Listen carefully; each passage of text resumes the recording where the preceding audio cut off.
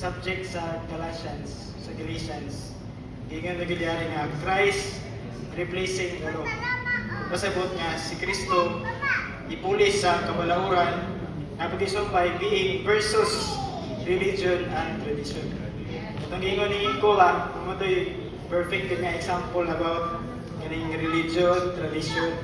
Pero na po pwede ay mga outward na makita ba? Klaro kayo outward. Pero samot na lang mga dili makita. Mga butang outside from Christ, dili na siya manalis, it is law, religion, and tradition. Kung karon wala ta ni Kristo, wala nagmansay ni Kristo sa atong sulod, pwede tayo pong matawag nga nata sa law, nata sa religion, o tradition. Manang sa gingon dari sa atong gipahinguslan, the spirit of sonship replacing the custody of the law. Sa kabuhatan sa ato ang Ginoo, iyang gibuhat ang tao, iya magyong gibutang sa in front of the tree of life. Wala ginihaig na ang tao nga, kani bawal ni siya, ningon po siya sa kahoy, pero wala yung point dito nga, wala siya mingon nga, dili mo pwede buhaton, ayaw ni buhata. Iya yung gingon dito nga, just eat the tree of life, isip nga, pagpahimulos na to diha to Kristo. Salamat sa Ginoo nga sayang pamatigayon, the crucial point of God's economy is dili man pag-aulipon. Ang crucial point diha sa pamatigayon sa Ginoo maigsoon, kini magyong pag-anak, sonship. Yung saan na nato pahimong pag-anak.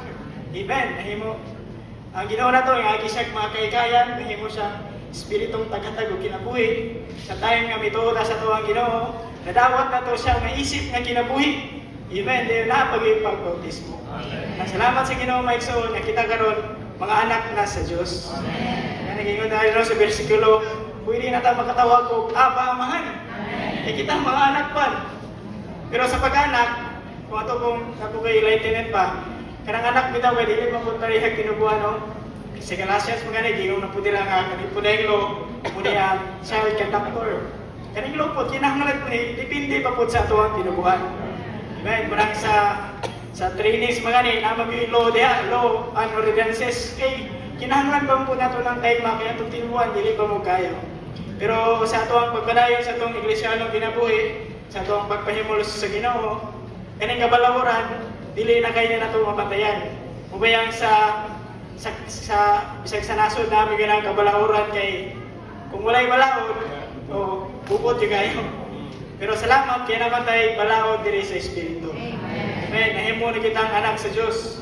Kinaagi sa itong pagbansay, sa itong nasagon ng Espiritu, pagpahimulos ni Kristo adlaw-adlaw.